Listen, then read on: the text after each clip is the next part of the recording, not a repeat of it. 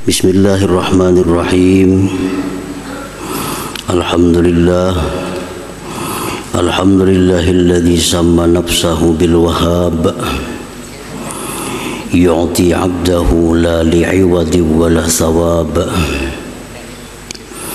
Ashhadu an la ilaha illallah wahdahu la syarika lahu at-tawwab. Wa ashhadu anna sayyidana Muhammadan 'abduhu wa rasuluhul awwab. Allahumma salli wa sallim wa barik ala sayyidina wa maulana Muhammad an-natiqi bil haqqi was shawab wa ala alihi wa ashabihi wa dhurriyyatihi wa atba'ihi ila yaumil hisab. Amma ba'du. Al-mukarramun wal muhtaramun, ma'asyiral habaib wal ulama, para muhibbin, hadirin hadirat rahimakumullah.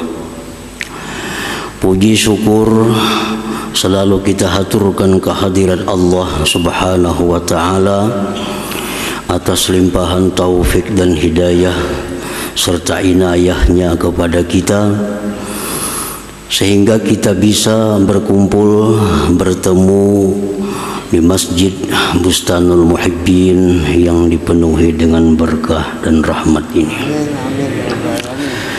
Salawat dan salam atas junjungan kita Nabi besar Muhammad sallallahu alaihi wasallam dan seluruh keluarga, para sahabat, zurriyat dan pengikut beliau sampai hari kiamat nantinya, amin ya rabbal alamin.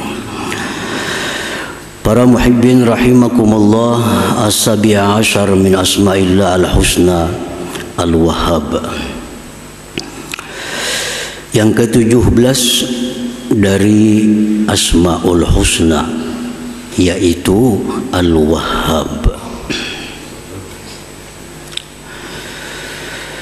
Di dalam Al-Quranul Karim ada beberapa disebut nama Allah Al-Wahhab ini. Di antaranya firman Allah Ta'ala, a'udzubillahi minasyaitonir rajim, wa hab lana min ladunka rahmah innaka antal wahhab. Artinya, dan berikan kepada kami dari sisi engkau rahmat, sesungguhnya engkau itu adalah maha pemberi. Jadi rahmat Al-Wahhab itu secara ringkas diartikan dengan maha pemberi, Al-Wahhab. Al-Wahhab huwallazi yu'ti kulla muhtajin ma yahtaju ilaihi la li'iwadin wa la ligharadin ajilin wa la ajil. Al-Wahhab itu artinya adalah yang memberi tiap-tiap orang yang berhajat akan sesuatu yang dia hajatkan kepadanya. Dia beri seseorang yang berhajat bukan untuk diganti, bukan ada tujuan-tujuan, baik di dunia maupun di akhirat nantinya. Jadi itulah makna Al-Wahhab. Allah memberikan kita sesuatu yang kita perlukan, dan Allah memberikan itu tanpa mengharapkan sedikit pun dari kita, baik itu balasan di dunia maupun di akhirat. Jadi semata-mata Allah memberi tanpa ada balasan apa-apa. Paman wahaba walahu bihibatihi gharadun yanaluhu min sana'in aw mawaddatin aw ghairihima falaysa biwahhab. Barang siapa yang memberi dan baginya pada memberi itu ada tujuan yang akan dicapai, baik pujian atau cinta atau selainnya, maka bukanlah itu Al-Wahhab. Jadi kalau kita memberi sesuatu ada maksud, ada tujuan, baik tujuannya berupa materi atau tujuannya berupa pujian, maka bukanlah itu namanya Al-Wahhab. Jadi Allah memberikan semata-mata sesuatu yang kita perlukan, tanpa ada iming-iming apa, tanpa ada harapan apa-apa kepada kita ini. Para muhibbin rahimakumullah, perkara Allah menyuruh kita untuk takwa, Allah menyuruh kita sembahyang, Allah menyuruh kita sedekah, itu kembali kepada kita manfaatnya, bukan kepada Allah. Jangan sekali-kali berprasangka bahwa Allah itu menyuruh kita sembahyang supaya Dia lebih mulia. Jangan sekali-kali berprasangka bahwa Allah itu menyuruh kita berzikir agar Dia menjadi lebih tinggi. Bukan itu. Allah menyuruh berbagai macam kebaikan kepada kita, manfaatnya itu kembali kepada kita. Sedikit pun tidak akan kembali kepada Allah Subhanahu wa ta'ala. Nah, para muhibbin rahimakumullah, sebesar apapun taat kita kepada Allah, kadang akan meninggikan kedudukan Allah. Sebesar apapun ibadah kita kepada Allah, kadang akan menambah kemuliaan Allah. Sebesar apapun maksiat kita kepada Allah, sebesar apapun ingkar kita kepada Allah, sedikit pun kadang akan menurunkan ketinggian derajat Allah Subhanahu wa ta'ala. Jadi perbuatan taat yang disuruh Allah kepada kita untuk kita, untuk kita. Perbuatan maksiat yang dilarang Allah kepada kita, itu pun untuk kita. Karena setiap maksiat itu ada mengandung mudarat. Setiap maksiat baik kecil ataupun besar, di dalamnya ada mudarat, ada bahaya. Nah, oleh karena itu Allah melarang kita, jangan melakukan ini supaya kita jangan mudarat, bukan kembali kepada Allah Subhanahu wa ta'ala. Nah, para muhibbin rahimakumullah, jadi Allah memberikan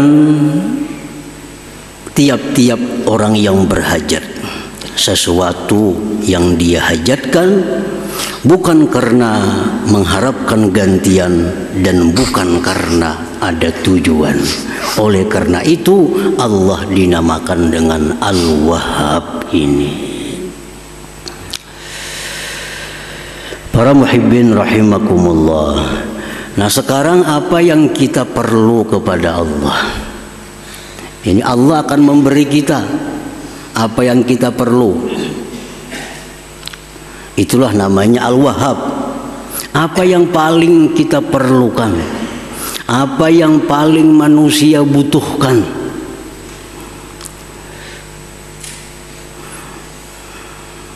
Allah mengajarkan dalam doa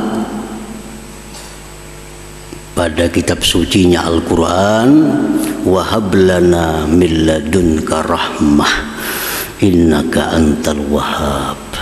Berikanlah kepada kami dari sisi Engkau itu rahmat, bahwa Engkau sungguh maha pemberi. Jadi yang paling kita butuhkan, yang paling kita perlukan adalah rahmat Allah Subhanahu wa ta'ala. Nah, apa itu pengertian rahmat secara lengkap? Rahmat itu biasa ringkas disebut kasih sayang. Nah, pengertian rahmat itu secara lengkap oleh ulama dijelaskan bahwa yang namanya rahmat itu mencakup 6 perkara. Jadi bila kita minta, ya Allah berikan hamba rahmat, berarti ada 6 yang kita minta. Apabila Allah memberikan kepada kita rahmat, berarti salah satu di antara 6 ini yang Dia berikan kepada kita. Nah, pertama yang disebut rahmat itu husulul iman wat tauhid wal ma'rifah bil qalbi. Hasilnya iman, tauhid, ma'rifat di dalam hati. Itu rahmat. Kita nih bisa beriman kepada Allah, itu dapat rahmat Allah. Kita bisa mentauhidkan Allah, itu kita dapat rahmat Allah. Kita bisa mengenal Allah, nama-namanya, mengenal sifat-sifatnya, berarti kita dapat rahmat Allah. Nah, pertama itu hasilnya keimanan, tauhid, ma'rifat di dalam hati. Nah, itulah bagian pertama dari rahmat. Yang kedua, husulu nurit ta'at wal ibadah fil jawarih. Hasilnya cahaya taat dan ibadat pada anggota tubuh. Kita menuntut ilmu sekarang ini, berarti kita dapat rahmat. Berarti kita dapat rahmat. Kita membaca Al-Quran, berarti saat itu kita dapat rahmat. Kita sembahyang, kita baca salawat, nah saat itu kita dapat rahmat Allah Subhanahu wa ta'ala. Nah, bagian yang kedua dari rahmat itu adalah hasilnya taat ibadah di anggota-anggota tubuh kita. Nah, itu rahmat juga ngarannya. Kita kawa sembahyang, berarti kita dapat rahmat. Jakanya kita kada dapat rahmat, kita kada kawa sembahyang. Jakanya kita kada dapat rahmat, kita kada kawa berkumpul di sini. Jakanya kita kada dapat rahmat, kita kada kawa baca Al-Quran. Karena dapat rahmat itulah kita bisa sembahyang, kita kawa nuntut ilmu, dapat rahmat. Yang kedua, yang ketiga, husulu suhulati asbabil ma'isha minal amni was-sihhati wal kifayah. Yang namanya rahmat itu hasilnya kemudahan sebab-sebab kehidupan, keamanan, kesehatan dan kecukupan. Nah, itu rahmat. Kita ini aman. Kada ada perkelahian, kada ada permusuhan, kada ada peperangan. Berarti kampung itu kampung yang dapat rahmat. Kita sehat, kita cukup dalam kehidupan, itu berarti dapat rahmat Allah. Yang keempat, husulu suhulati sakaratil maut, hasilnya kemudahan waktu sakaratul maut. Kita dapat kemudahan sewaktu menghadap Israel. Israel itu pasti datang kepada kita. Kita pasti bertamu lawan Israel. Ada yang sulit, ada yang mudah. Nah, kalau kita mati dalam keadaan mudah, berarti dapat rahmat kita. Dapat rahmat. Nah, yang kelima, husulu suhulatis su'al fil qabar, hasilnya kemudahan menjawab munkar nakir di kubur. Marabbuka jar munkar nakir, mudah menjawab Allahu Rabbi. Waman nabiyuka, siapa nabi engkau? Muhammadun nabi, mudah. Nah, kemudahan menjawab munkar nakir itu rahmat Allah. Rahmat Allah.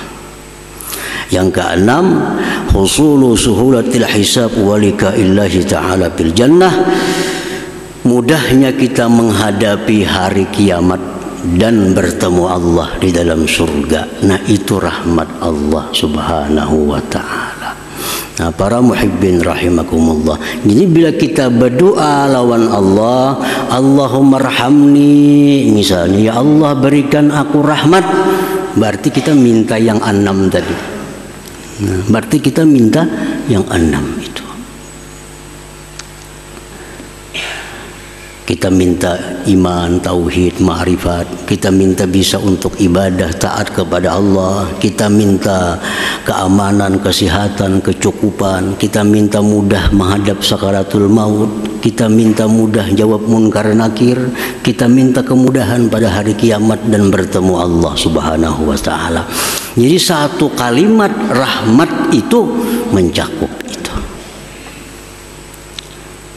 Nah, jadi Allah Subhanahu wa ta'ala yang bernama Al-Wahhab, Allah berikan rahmat itu kepada kita tanpa ada minta imbalan sedikit jua pun, tanpa ada untingan, tanpa ada tujuan apapun, semata-mata anugerah dari Allah Subhanahu wa ta'ala. Al-Wahhab.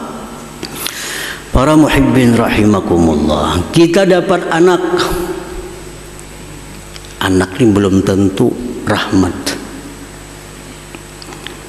Anak yang namanya rahmat itu anak yang takwa kepada Allah, anak saleh. Kalau kita punya anak, anak kita jadi anak yang saleh, baru itu anak rahmat kepada kita.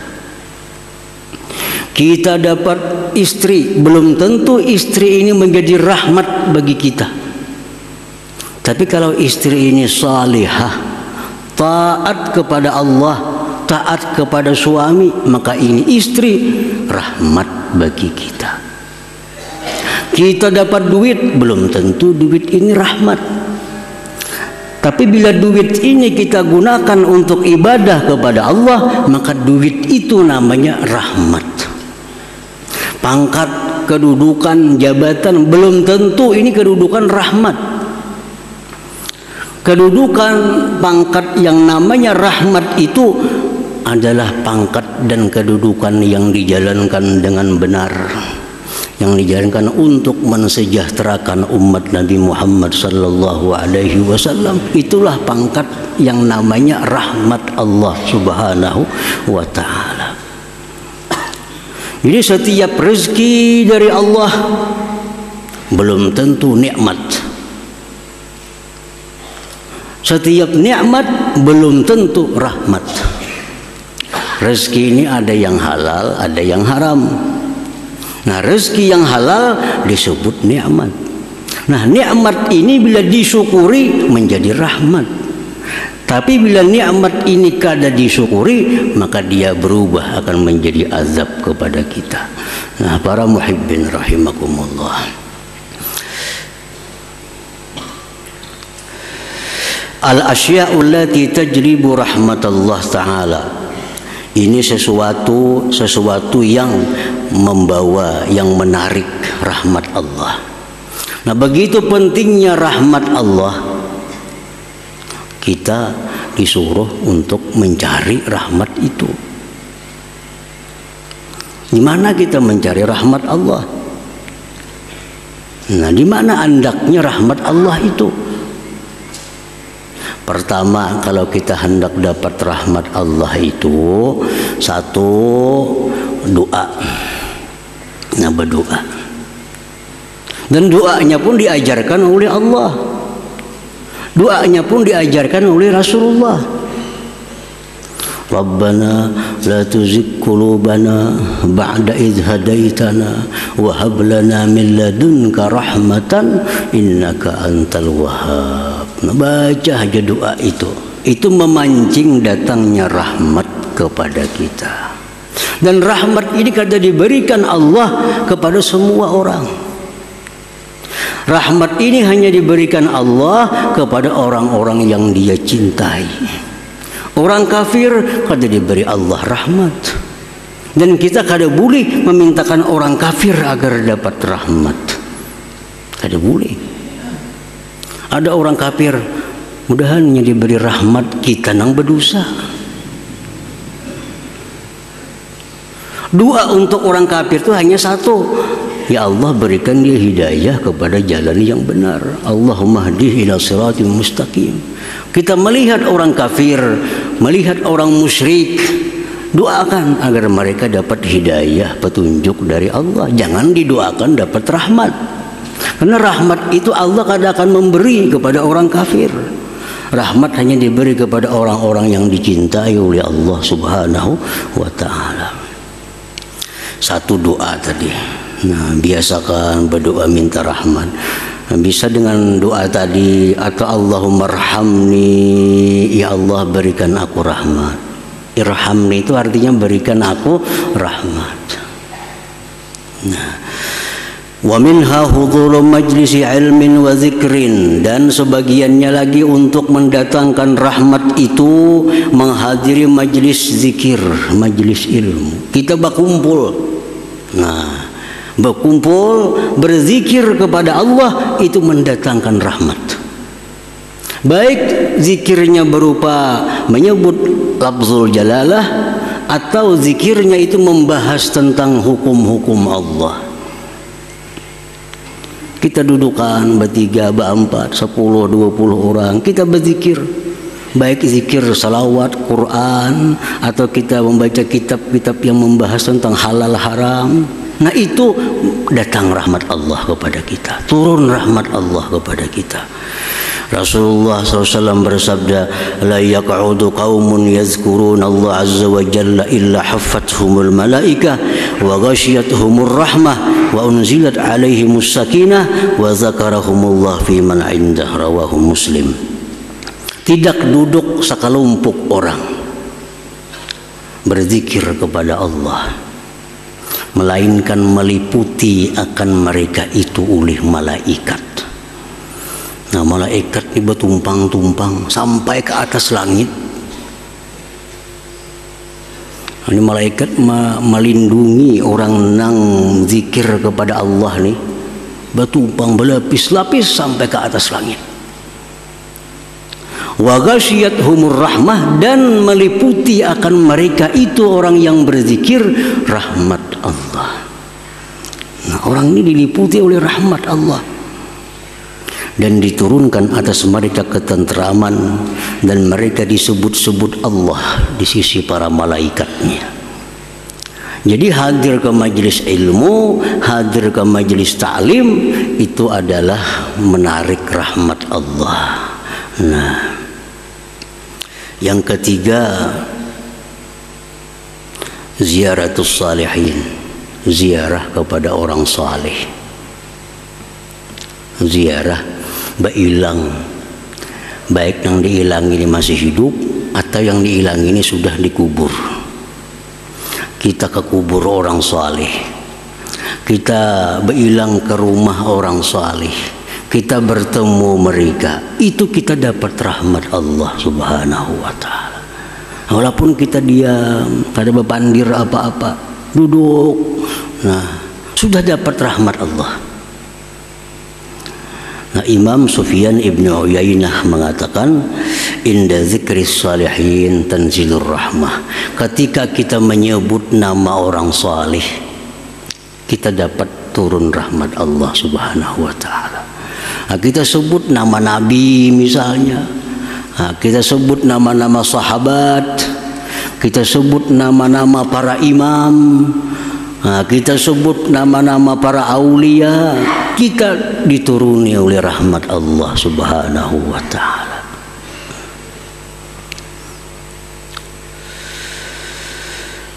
Nah, wa minha, dan setengahnya lagi, al-i'tikaf fil masjid, i'tikaf di masjid.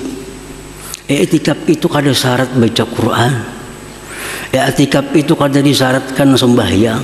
Kita duduk di masjid, niat i'tikaf, satu mat itu guring, ada apa-apa, guring i'tikaf. Rasulullah SAW bersabda, man tawadda'a fi baitihi fa ahsana wudu'ahu thumma atal masjid fa huwa zairullah wa haqqul mazur ay yukrima zairah, rawahu Tabarani wa sahhaha. Ujar Nabi, siapa yang berwudu di rumahnya dengan wudu yang sempurna, yang baik, kemudian dia datang ke masjid, nah, datang ke masjid, maka dia ini disebut zairullah, mailangi Allah. disebut mengilangi Allah. Jadi kita berwudu di rumah, entah di manakah berwudunya, asal wudu yang baik. Kita datang ke masjid, kita disebut mengilangi Allah, jar Nabi kita. Dan pastilah yang diilangi itu Allah, artinya ayyukrima zairah, memuliakan orang yang mengilangi. Kita aja mau ada orang berhilang kita muliakan dengan jamuan minuman atau sebagainya, apalagi Allah. Nah, cuma Allah menjamu para tamu-tamunya dengan rahmatnya, dengan rahmatnya. Jadi kita berkumpul di masjid ini macam-macam fadilatnya. Antara lain kita duduk di masjid ini pada hakikatnya kita mengilangi Allah Subhanahu wa taala, dan wahakun pasti alal mazur, yang diilangi Allah memuliakan tamunya.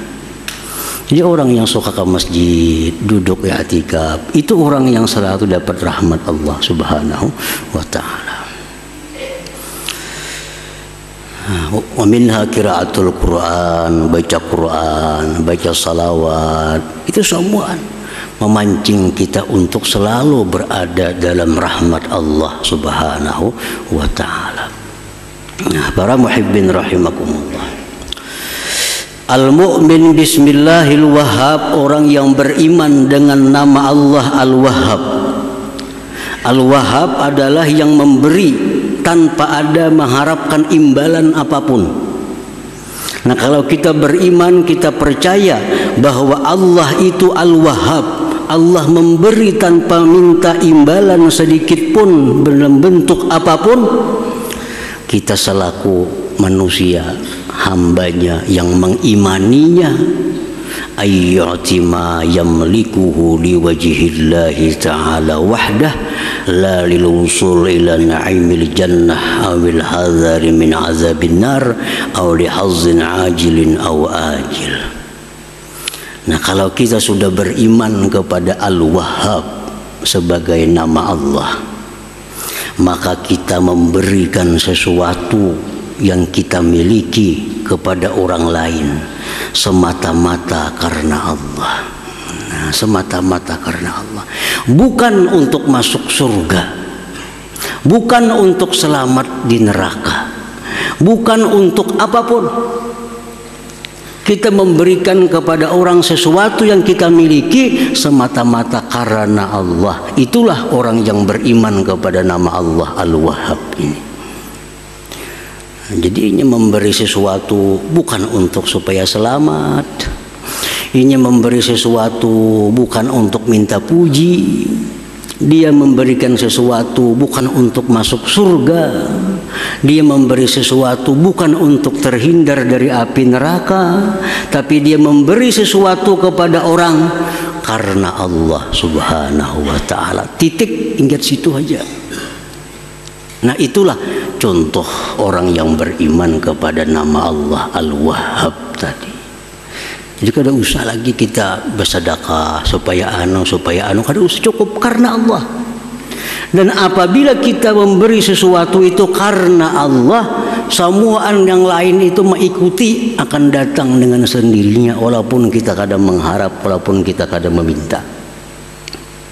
Kita memberi makan orang karena Allah, otomatis sudah Allah akan beri dia surga, akan Allah jauhkan dia dari neraka, dia akan dapat pujian dan dicintai oleh hamba-hamba Allah, walaupun itu di luar daripada harapan kita. Tapi kalau kita memberi supaya dipuji orang, belum tentu dipuji orang. Kalau kita memberi supaya dihormati orang, belum tentu dihormati orang. Tapi kalau kita memberi karena Allah semata-mata, semua anak lain akan kita dapatkan. Nah, jadi itu buah iman daripada nama Allah Al-Wahhab.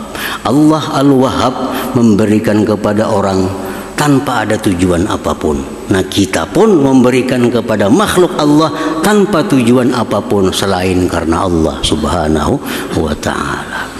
Nah, para muhibbin rahimakumullah, para ulama banyak yang mengatakan bahwa Al-Wahhab ini mempunyai berbagai macam khasiat. bagi orang-orang yang mengamalkannya. Antara lain, kalau kita membaca Al-Wahhab karena Allah Subhanahu wa Ta'ala, kita akan diberikan oleh Allah pertama kekayaan. Maksud kekayaan hati. Hati kita ini merasa kita ini kaya. Hati kita merasa bahwa kita ini cukup. Nah, Al-Wahhab, apabila kita membacanya waktu sujud terakhir sembahyang duha 14 kali cukup. Jadi sembahyang duha 2 rakaat misalnya, sujud terakhirnya kena ya Wahhab, ya Wahhab, ya Wahhab 14 kali. Diamalkan. Nah, artinya diamalkan tuh hari-hari. Nah, itu orang diamalkan. Namun sesekali banu kadang banu itu lain mengamalkan orangnya. Ini diamalkan hari-hari. Nah, Allah akan berikan kita dengan namanya Al-Wahhab itu satu kekayaan. Setidak-tidaknya kaya hati.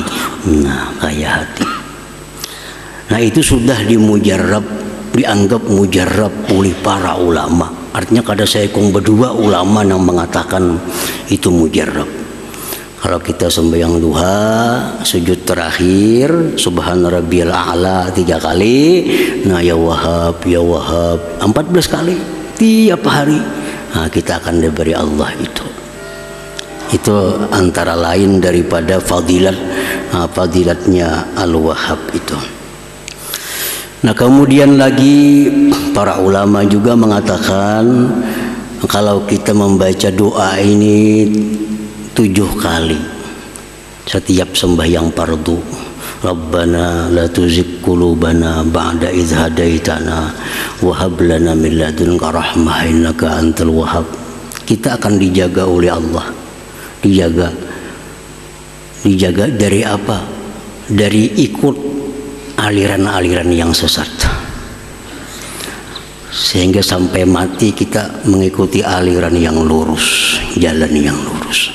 Rabbana la tuzigh qulubana, wahai Tuhan kami, jangan kau condongkan hati kami ba'da idh hadaitana, sesudah engkau beri kami hidayah. Nah, wahab lana min ladunka rahmah, berikan bagi kami rahmat dari sisi engkau, innaka antal wahhab. Baca 7 kali mbah sembahyang, mengkada kawa kalimah waktunya barang mbah maghrib mbah subuh, baca 7 kali supaya kita bisa selamat dari tergoda dengan aliran-aliran yang sesat. Karena aliran dalam Islam ini banyak macam-macam aliran. Ada aliran yang kada bersembahyangan, ada aliran yang macam-macam. Nah, supaya jangan tergoda hati aliran yang kada jelas, yang bukan diajarkan Rasulullah, nah amalkan ini. Rabbana la tuzigh qulubana ba'da idh hadaitana wa hab lana min ladunka rahmah innaka antal wahhab. Nah, insyaallah kita akan dibimbing sampai akhir hayat kita berada di jalan yang diridhai oleh Allah Subhanahu wa taala. Amin ya rabbal alamin. La hadratin Nabi sallallahu alaihi wasallam. Al-Fatihah. Ya kana na'budu wa iyyaka nasta'in.